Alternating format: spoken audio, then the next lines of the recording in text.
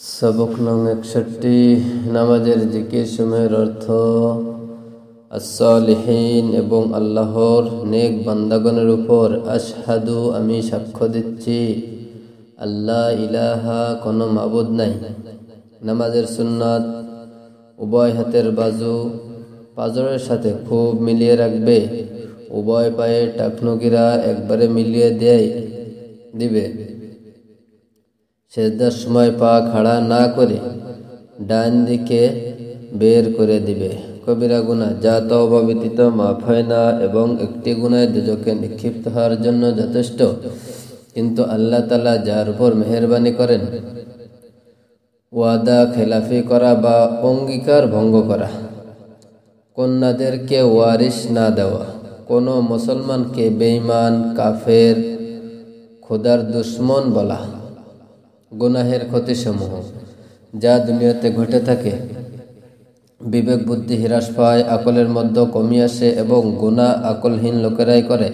যদি বিবেক বুদ্ধি থাকতো তবে কি এত বড় শক্তিশালী দুজাহানের মালিক আল্লাহর নাফরমানি করত এবং গুনাহের সামান্য লজ্জতের জন্য দুনিয়া ও আখিরাতের লাভের জলাঞ্জলি কসমিন কালেও দিত না। গুনাহগার ব্যক্তি রাসূল সাল্লাল্লাহু আলাইহি সাল্লাম লাআনতের মধ্যে দাখিল হয়ে যায়, কেননা তিনি অনেক গুনাহের কাজের উপর লাআনত করেছেন, যথা কওমে লুতের আমলকারীর প্রতি, মানুষের ফটো উঠানের উপর, চোরের উপর এবং হযরত সাহাবায়ে কেরামকে যারা মন্দ বলে তাদের উপর ইত্যাদি। যদি গুনাহের উপর কোনো শাস্তি নাও নির্ধারণ হতো তবুও রাহমাতুল লিল আলামিন সাল্লাল্লাহু আলাইহি সাল্লামের লাআনতের পাত্র হওয়া কি কম ক্ষতি? গুনাহগার ব্যক্তি ফেরেশতাদের দোয়া হতে বঞ্চিত থাকে, কেননা ফেরেশতাগণ ওই সকল মুমিনদের জন্য দোয়ায়ে মাগফিরাত করেন যারা রাসূল সাল্লাল্লাহু আলাইহি সাল্লামের নির্দেশিত রাস্তায় চলে। অতএব যে ব্যক্তি গুনাহের রাস্তা ধরে হকের রাস্তা ছেড়ে দিল, সে এই দৌলতের হকদার কি করে হতে পারে? নেক কাজের ফায়দা যা দুনিয়াতে পাওয়া যায়। কোন নেকির মধ্যে এই গুণ রহিয়াছে যে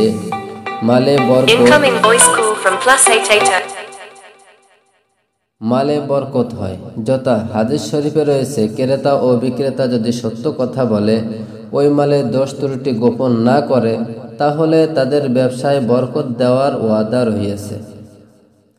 আল্লাহ তাআলার হুকুম মানার কারণে রাষ্ট্রীয় ক্ষমতা ও রাজত্ব নিরাপদে বহাল থাকে। কোন ইবাদতের কারণে আল্লাহ তাআলার রাগ নিভে যায় এবং অপমৃত্যু ঘটে না। হাদিসে পাকে এসেছে, সাদকা আল্লাহ তাআলার রাগ নিভিয়ে দেয় এবং অপমৃত্যু হতে রক্ষা করে।